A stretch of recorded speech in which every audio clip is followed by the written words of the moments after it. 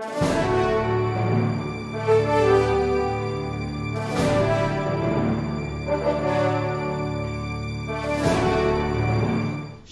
ho talaga.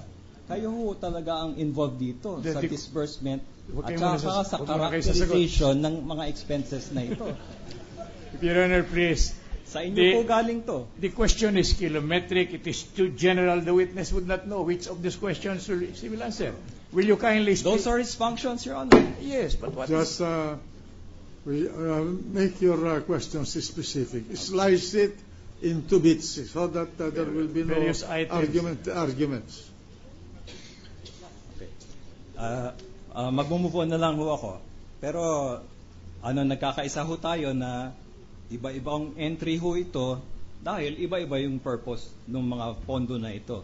Hindi naman ho sweldo lahat ito, di ba? Isa lang yung entry nyo ng salaries, di ba? Sandali lang.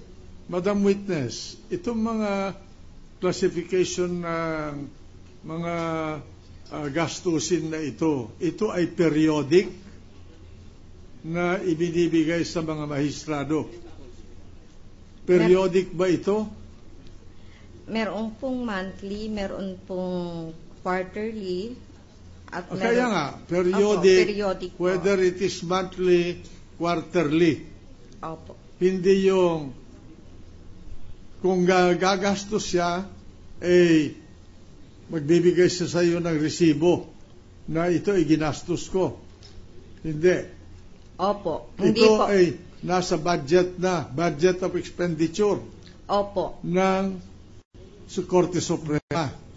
Yes, Your Honor. At yan ay i-release na ninyo sa mga mahistrado buwan-buwan, linggo-linggo, buwan-buwan, o quarterly, o semestrally.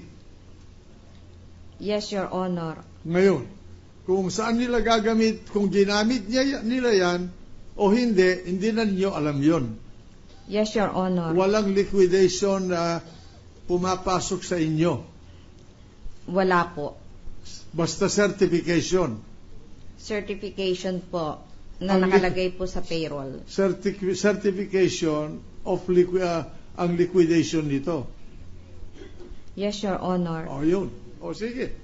Sige po. Ano po yung certification na yon? Sinicertify, halimbawa si Chief Justice, sinicertify niya na nagamit niya itong pondo na ito para dun sa allotted purpose. Ganun ba ho yung certification? Yung nakalagay na po sa payroll na yung pong na-spend po nila sa mga They spent it pursuant to the purpose for the fund. Di ba? Opo. Tama lang. Okay. So, they spent it while on duty with the Supreme Court. They don't take it home for their personal use. Tama ho? Hindi ko po masagot yun. Maari ba hong inuuwi nila? Hindi ko po alam. Dahil hindi naman po basta pagkuha Pero po sa amin. Para saan po yung certification? Na gagastusin po nila yon for miscellaneous expenses. Opo, sang-ayon ho dun sa purpose ng sa purpose pondo. Po ng, Correct. Okay, salamat po. Ngayon, sabi nyo, custodian din ho kayo ng mga resibo. Tama ho ba yun? Opo, dahil po sa amin po ang collection. Okay. So, ano ho mga resibo to? Halimbawa, yung mga barong ho ni Chief Justice, nasa inyo ba ho yun? No, sir. Official receipts we used during for daily receiving of daily collections for legal fees, bar examination. So hindi ho yung mga resibo ng each justice? No, Your Honor. Okay.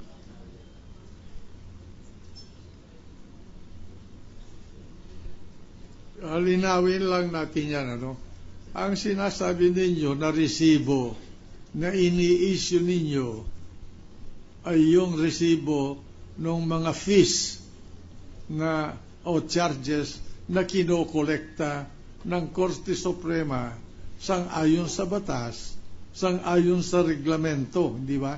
Yes, Your Honor. Yun ang income. Ngayon, yung expenditure, walang resibo yon na nanggagaling sa inyo. Yes, Your Honor.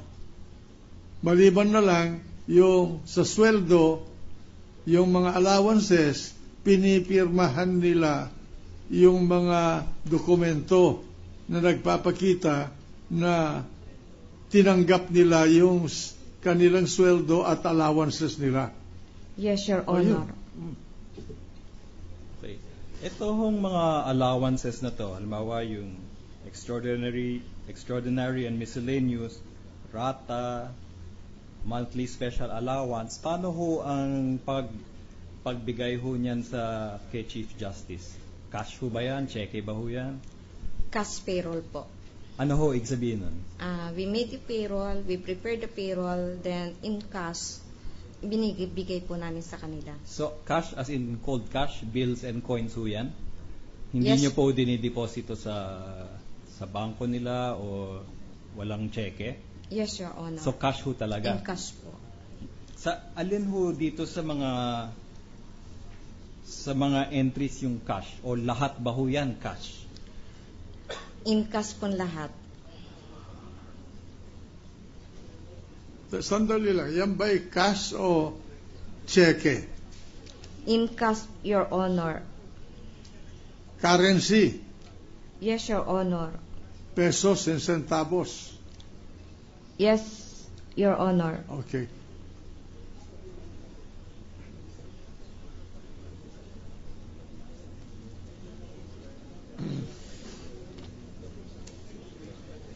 Ito hong entry na extraordinary, nasa page 2 na po ako, Exhibit 115. Yung bandang babaho, third to the last, extraordinary and miscellaneous expense, PET. Ano ho ito? Ano ho ibig sabihin nito? Monthly expense allowance po equivalent to extraordinary and miscellaneous expense allowance sa Presidential Electoral Tribunal po. So, binibigay rin ho ng cash ito, bawat buwan? Yes, Your Honor. Medyo malaki ho to, mas mataas pa ho sa salary niya ito. No, Your Honor. It's It's not. only 16,000 a month. Okay. Yung kasunod ho nun, yung monthly expense allowance PET.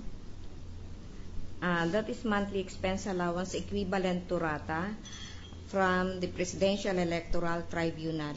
Yun ba hong Presidential Electoral Tribunal, saan ho nanggagaling yung pondo nun? Supreme Court din ba ho yun? No, Your Honor. Saan ho? GAA rin ho yan? Opo. Tapos ano ho yan, para bang hindi na rin ho kailangan i-liquidate yan, basta binibigay ho sa bawat justice yan. Yes, Your Honor. Tapos cash ho ito? In cash po. Dalawang item yun, di ba? Ra. Ano yung ra? A representation allowance and Yung transportation allowance. Yung Transportation allowance, ayun. Your Honor. Kasama doon ang gasolina, di ba? Transportation allowance, gasolina. Yes, Your Honor. Kung mag-taxi siya o sasakay sa aeroplano, kasama yun.